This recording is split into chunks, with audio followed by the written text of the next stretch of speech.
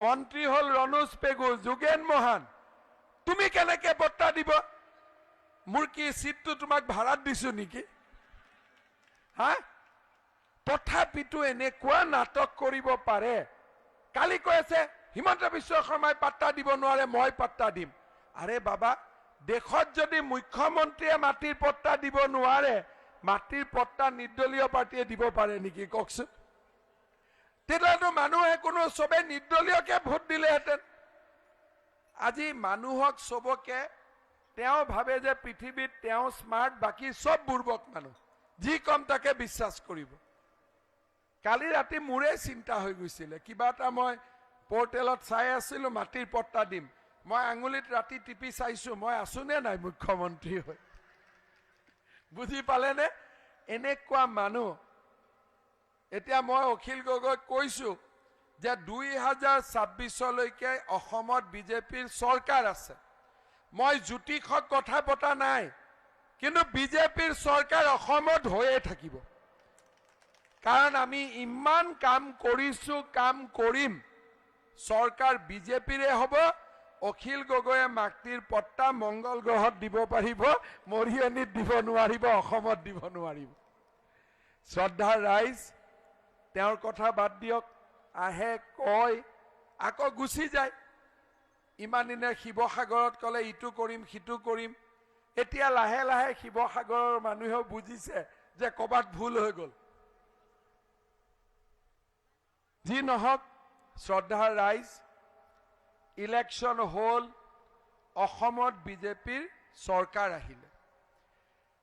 যেতিয়া বিজেপিৰ চৰকাৰ আহিলে, প্ৰথম মই বাগিচাৰ মালিকবিলাকক মাতি আনি ক'লো যে দৰমহাৰ কাৰণে হাইকোৰ্ট গৈ লাভ নাই। শ্ৰমিকে কাম কৰে, শ্ৰমিকে দৰমহা পাব লাগিব, বাগিচাও চলিব লাগিব। আহক কটাপাতো দৰমহা ফিক্স কৰো।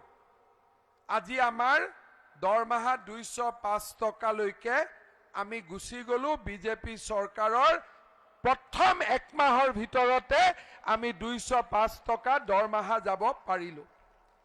আজি বিজেপি চৰকাৰ 5 বছৰ থাকিলে আৰু এইটো 6 নম্বৰ বছৰ।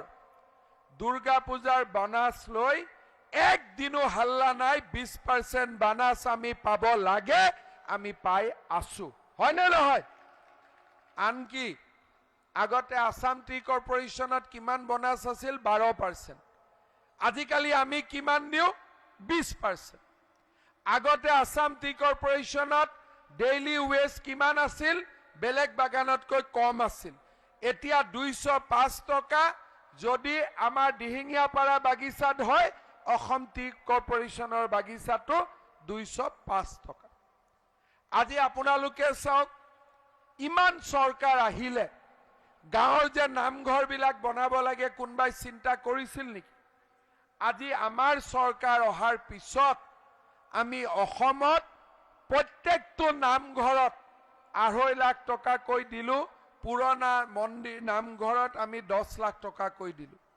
ৰূপজ্যোতি কুৰ্মীয়ে মোক কৈছে যে দাদা মৰিয়নিত আৰু কিছুমান নামঘৰত টকা দিব বাকী আছে, মন্দিৰত দিব বাকী আছে। মই কৈছো সবতে দি আমি একদম ক্লিয়াৰ কৰি দিম, যাতে সকলো নামঘৰ মন্দিৰত অসম দৰ্শনৰ আমি পুঁজি পাওঁ।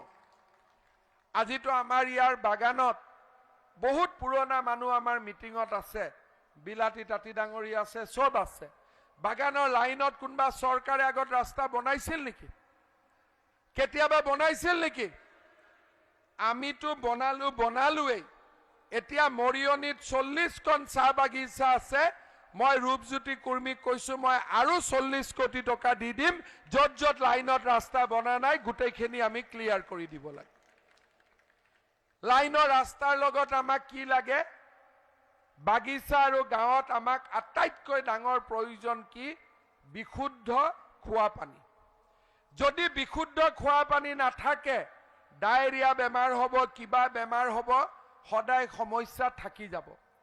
এইবাৰ আমি অসমত এটা নতুন মিছন আৰম্ভ কৰিছো, জল জীৱন মিছন। এই জল জীৱন মিছনৰ অধীনত আমাৰ প্ৰত্যেক ঘৰ মৰিয়নি সমষ্টিৰ লোকক আমি পানীৰ পাইপেদি পানী দিয়া কাম আমি হাতত লৈছো। বহুত কাম ইতিমধ্যে হৈ গৈছে, যাৰ হোৱা নাই তাকো আমি পানীৰ পাইপেদি কানেকশ্যন দি দিম। কেইদিনমান আগলৈকে সমস্যা আছিলে যে ইলেক্ট্ৰিচিটিৰ বিল কোনে দিব, ব্লিচিং পাউডাৰ কোনে দিব। এইবাৰ আমি সিদ্ধান্ত লৈছো যে ইলেক্ট্ৰিচিটিৰ বিলো আমি দিম, ব্লিচিং পাউডাৰো আমি দিম, ৰাইজে বিশুদ্ধ খোৱা পানী পাব পাৰিব। শ্ৰদ্ধাৰ ৰাইজ, খোৱা পানী হ'ল, ৰাস্তা হ'ল, দুটা বস্তু আমাক দৰকাৰ, শিক্ষা আৰু স্বাস্থ্য। আজি আমাৰ বাগানত LP স্কুল আছে, ME স্কুল নাই, আকৌ চৰকাৰে হাইস্কুল বনোৱাৰ কাম আৰম্ভ কৰিছে, হায়াৰ ছেকেণ্ডাৰী নাই। গাঁৱতো LP ME হাইস্কুল আছে, কিন্তু হায়াৰ ছেকেণ্ডাৰী স্কুল নাই। আমি এতিয়া কি সিদ্ধান্ত লৈছো যে মৰিয়নি সমষ্টিত যিমান কেইখন হাইস্কুল আছে গোটেই কেইখন হাইস্কুলত মই 11-12 যোগ কৰি দিম, সকলোতে হায়াৰ ছেকেণ্ডাৰী ক্লাছ আমি ষ্টাৰ্ট কৰি দিম। ৰণোজ পেগু ডাঙৰীয়া ইয়াত আছে, তেখেতক সেই দায়িত্ব মই আজিয়ে দি দিছো। হায়াৰ ছেকেণ্ডাৰী হ'ল আৰু বাগানত যে আমি স্কুলবিলাক বনাই আছো, সেই স্কুলত আমি ME হাইস্কুল আৰু হায়াৰ ছেকেণ্ডাৰী তিনিটা একেলগ কৰি দিম, কম্পজিট স্কুল আমি বনাই দিম। এতিয়া মৰিয়নিত 40খন বাগিচা আছে, 3খন হাইস্কুলৰ কাম হৈ আছে। আজিৰ সভাতে মই ঘোষণা কৰিছো আৰু 7খন হাইস্কুল আমি মৰিয়নি সমষ্টিৰ টি গাৰ্ডেনৰ মানুহৰ কাৰণে আমি দিম। গাঁৱত সব হাইস্কুলক হায়াৰ ছেকেণ্ডাৰী কৰিম আৰু টি গাৰ্ডেনত ME হাইস্কুল হায়াৰ ছেকেণ্ডাৰী আমি একেলগে বনাম, যাতে শিক্ষাৰ ক্ষেত্ৰত আমি বঞ্চিত হ'ব নালাগে। আজি আমাৰ গাঁৱত হস্পিটাল আছে, কৰবাত ঔষধ নাথাকে, কৰবাত এম্বুলেন্স নাথাকে।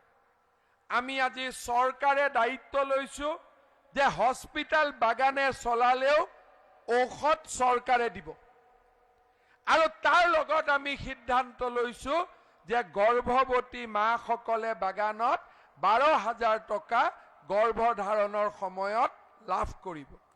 তাৰ লগত আজি মোক ৰাইজে কৈছে যে দিছৈ চাহ বাগিচা, কঁঠালগুৰি চাহ বাগিচা আৰু দিহিংপাৰা চাহ বাগিচাত 3খন এম্বুলেন্স লাগে। 45 দিনৰ ভিতৰত আপোনালোকে এম্বুলেন্স পাই যাব।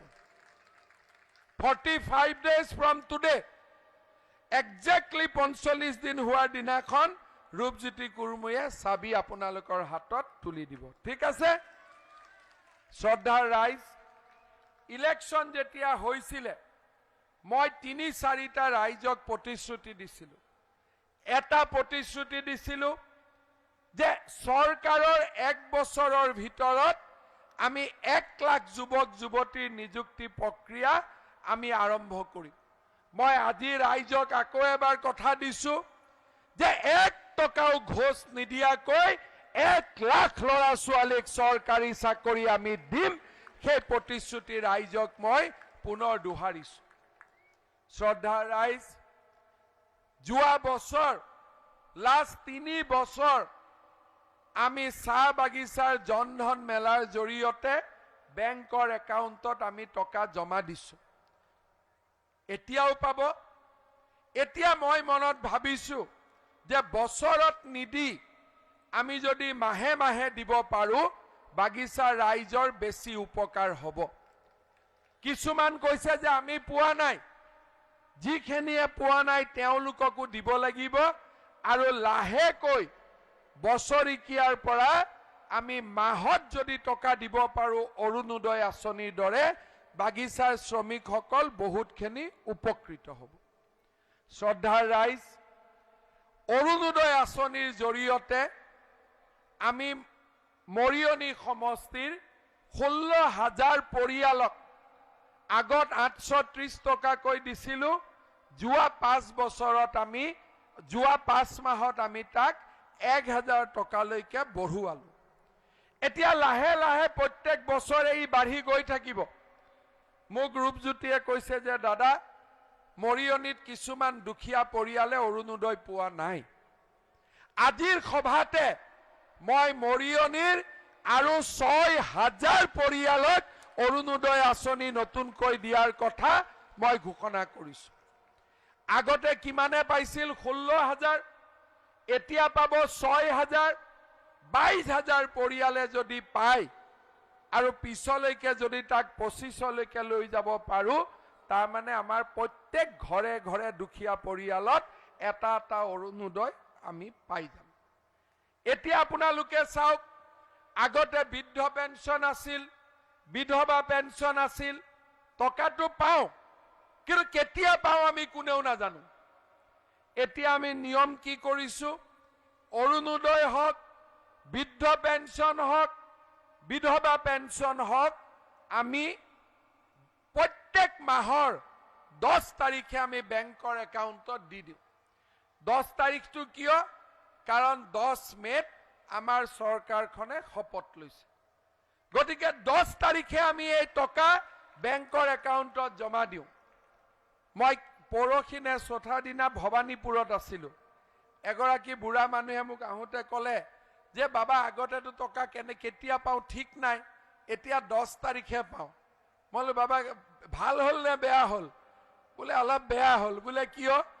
10 তাৰিখে পাওঁ যেতিয়া অলপ লোভটো বাঢ়ি গ'ল, গতিকে ২৫০ টকাৰ জেগাত ৫০০ কৰিলে অলপ মনটো বেছি ভাল লাগিব। বৃদ্ধ পেঞ্চন। মই বোলো দেউতা হ'ব, আশীৰ্বাদ কৰক, লাহে লাহে আমি চব কৰি গৈ থাকিম, আপোনালোকে চিন্তা কৰিব নালাগে। তাৰমানে মানুহৰ কিমান আশা আপোনালোকে চিন্তা কৰক যে এইখন চৰকাৰে, বিজেপি চৰকাৰ 1 লাখ চাকৰিও দিব, মাইক্ৰ' ফাইনেন্সৰ লোনো ৰেহাই দিব, অৰুণোদয়ো দিব, বৃদ্ধ পেঞ্চনো দিব, বিধৱা পেঞ্চনো দিব, ৰাস্তাও বনাব, এম্বুলেন্সও দিব, মাটিৰ পট্টাও দিব, বিনামূলীয়াৰ চাউলো দিব, আৰু যাৰ যাৰ ঘৰ এতিয়াও চেংচন হোৱা নাই তেওঁলোকক পকা ঘৰো দিব। ইমানবিলাক মানুহৰ আশা। কিন্তু আমি কৈছো আমিও হাৰি নাযাওঁ। মানুহে যিমান বিচাৰিব সিমানে দিবৰ কাৰণে আমি চেষ্টা কৰি থাকিম, আৰু ৰাইজৰ আশীৰ্বাদ হলে আমি নিশ্চয় কৰিব পাৰিম। আঁচনিৰ লগে লগে আৰু এটা ডাঙৰ কাম হৈছে যে আঁচনিটো ভাল, কিন্তু ঘৰিয়াল বহুত আছে। যদি ৰেচন কাৰ্ডৰ দোকানত 5 কেজি চাউল দিয়ে, তাতে আকৌ 1 কেজি নোহোৱা কৰি দিয়ে, হয়নে? আকৌ যদি মাটিৰ কামৰ কাৰণে SDC অফিচত গ'ল, আগতে ঘৰিয়াল বহি থাকে, মোক পইচা দিলেহে কাম হ'ব। আকৌ যদি গাড়ীৰ লাইচেন্স বনাব গ'লো, ঘৰিয়ালবিলাক বহি থাকে, আমাক পইচা দিলেহে লাইচেন্স হ'ব। গতিকে ৰাইজ, আঁচনি আনিলেও নহ'ব, এই ঘৰিয়ালবিলাককো মাৰিব লাগিব, নহ'লে নহ'ব কাম। গতিকে আপোনালোকে দেখিছে যে এতিয়া আমি য'তে দালাল পাওঁ মৰম কৰি আনি জেলত ধুনীয়াকৈ ৰাখি দিওঁ, চৰকাৰে খুৱাই বুৱাই ৰাখি দিয়ে। তাৰমানে অসমত অহা 5 বছৰৰ ভিতৰত দুখীয়া মানুহৰ ওপৰত অত্যাচাৰ বন্ধ হ'ব লাগিব, দুখীয়া মানুহে চৰকাৰী আঁচনিৰ টকা পাব লাগিব। এইবাৰ যেতিয়া পঞ্চায়তৰ ইলেকশ্যন হ'ব, তাতো মই কৈছো যে ঘৰিয়াল পঞ্চায়তত জিকি লাভ নাই। যি ভাল কাম কৰিছে কি হ'ব? দুখীয়া মানুহৰ পৰা পইচা লোৱাতকৈ বেয়া কাম একো থাকিব নোৱাৰে। বিজেপিয়ে এই বেয়া পৰম্পৰা নোহোৱা কৰিব লাগিব। চাৰ্টিফিকেট দিলেও পইচা, চাউল দিলেও কাটি ৰাখ, ঘৰ দিলেও টকা। আৰে বাবা, এইবিলাক কি তোমাৰ ঘৰৰ টকা নেকি যে তুমি দিবা আৰু তুমি পইচা কাটিবা? মোদীয়ে যদি 100 টকা দিছে, আমি 100 টকাই পাব লাগিব, 99 টকা পালে নহ'ব।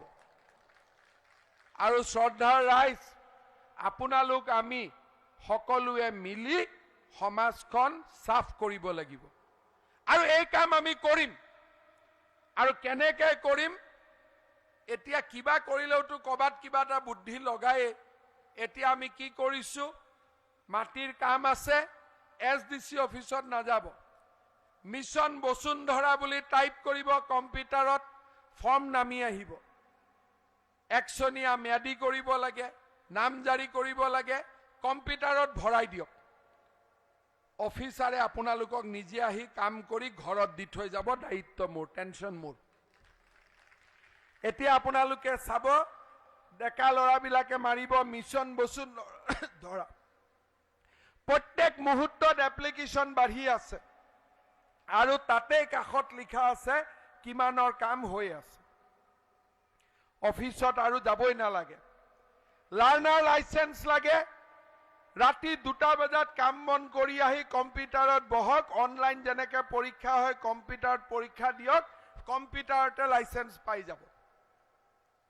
দুখীয়া ল'ৰা এমপ্লয়মেণ্ট এক্সচেঞ্জত নাম লগাব লাগে, পুলিচত চাকৰি ওলাইছে, যোৰহাটত যাব নালাগে, আধাৰ কাৰ্ডখন লওক, ঘৰতে এপ্লিকেশ্যন কৰক, এমপ্লয়মেণ্ট এক্সচেঞ্জৰ চাৰ্টিফিকেট ঘৰতে আপোনালোকে পাব, কম্পিউটাৰত পাব, অফিসত যাব নালাগে। টেকনলজি আৰু চৰকাৰৰ সদিচ্ছা এই দুইটাক যোগ কৰি আমি 5 বছৰৰ ভিতৰত অসমত যাতে কোনো চৰকাৰী কাম কাজৰ বাবে কোনেও এটকাও ঘুষ দিব নোৱাৰে, তাৰ বাবে আমি কাম আৰম্ভ কৰিছো আৰু আমি কাম কৰি গৈ থাকিম। শ্ৰদ্ধাৰ ৰাইজ, আজিৰ দিনটোত মই পুনৰবাৰ আপোনালোকক অনুৰোধ কৰিম যে মৰিয়নি সমষ্টিৰ উন্নয়ন আৰু বিকাশৰ কাৰণে আপোনালোকে ৰূপজ্যোতি কুৰ্মীক ভোট দিয়ক। ভোটটোতো দিব, সমস্যা হৈছে চিন কোনটোত দিব,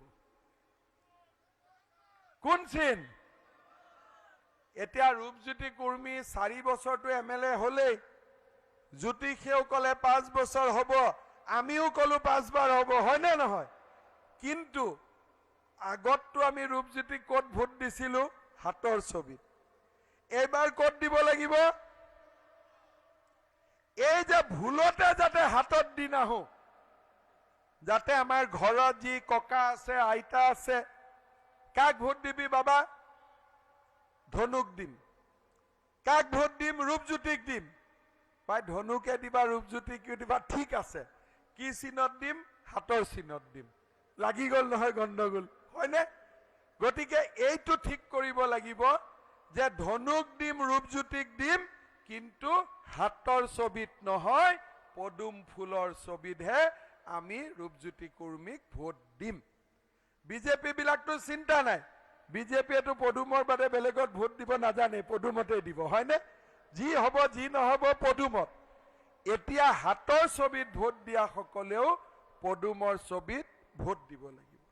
শ্ৰদ্ধাৰ ৰাইজ, আমাৰ ইয়াত যিটো কঁঠালগুৰিৰ পৰা দিছৈ টি ষ্টেটলৈকে ভায়া আজগৰ টি ষ্টেট আৰু আমাৰ কি এইটো ৰাঞ্চি লাইন ৰোড না, ৰাঞ্চি লাইন ৰোড, এই ৰাস্তাটোৰ নাম দিছে ৰূপজ্যোতিয়ে যে ইমিডিয়েটলি কৰি দিব লাগে। 3 মাহত এই কামটো মই আপোনালোকক কৰি দিম, ঠিক আছে? তাৰ পিছত আৰু এটা নাম দিছে ভেলেগুৰিৰ পৰা ৰত্নপুৰ গাঁও আৰু কলিয়া গাঁও ৰাস্তা, কালিয়া গাঁও ৰাস্তা, এইকেইটা বনাই দিব লাগে। 3 মাহত এইটো হৈ যাব, ঠিক আছে? তাৰ পিছত আমাৰ ইয়াৰে ৰাইজে মোক, আমাৰ চাহ মজদুৰ সংঘই এখন পিটিশ্যন দিছে যে দিহিঙীয়া চাহ বাগিচাৰ পৰা ধোদৰ তিনিআলিৰ পৰা বাগিচা চিকিৎসালয়লৈকে পকী ৰাস্তা বনাই দিব লাগে। এইটো আমি আপোনালোকক কৰি দিম, আপোনালোকক মই কথা দিলো। তাৰ পিছত ইয়াতে কি কৈছে যে আমাৰ বাগিচাৰ শ্ৰমিকসকলক ঘৰে ঘৰে মিটাৰৰ ব্যৱস্থা কৰি দিব লাগে আৰু পুৰণা বিলবিলাকৰ পৰা মাফ কৰিব লাগে। কামটো অলপ টান, তথাপিতো মই অলপ হেঁচা মাৰি চাওঁ। লাইটটো ঘৰে ঘৰে লাগি যাব, মিটাৰ লাগি যাব, এইটোলৈ একদম টেনশ্যন নাই। পুৰা মাফ কৰিব নোৱাৰিলেও কিবা মাফ কৰি দিম, এইটো মই আপোনালোকক কথা দিছো। আৰু নতুন এম্বুলেন্সখনৰ কথা মই ক'লোৱেই। আমাৰ বাইদেউ এগৰাকী আহি বহুত দুখ কৰি আছে, বোলে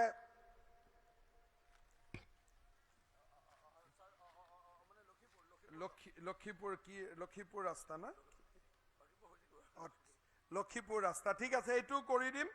আৰু আপোনালোকে আমাৰ বহুতে বিচাৰিছে যে আমাৰ গিবন ৱাইল্ড লাইফ চেঞ্চুৰীটো এটা পৰ্যটকৰ কেন্দ্ৰবিন্দুলৈ ৰূপান্তৰ হ'ব লাগে।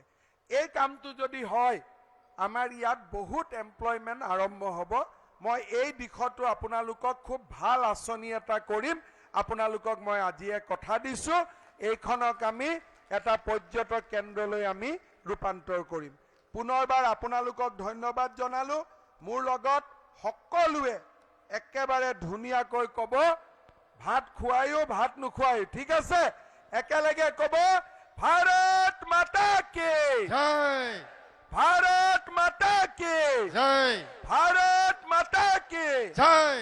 বহুত বহুত ধন্যবাদ। ভাত এতিয়ালৈকে ময়ো খোৱা নাই, আৰু ৰাতিপুৱাই মই শদিয়া গৈছিলোঁ, সেইকাৰণে ৰাতিপুৱাৰ ব্ৰেকফাষ্টো কৰিব পৰা নাই এতিয়ালৈকে। এতিয়াহে ৰূপজ্যোতিয়ে ক'ৰবাত খুৱাব বোলে চালানত। মই বোলো ঠিক আছে, একেলগে খাই ল'ম। বহুত বহুত ধন্যবাদ, আকৌ লগ পাম, ঠিক আছে?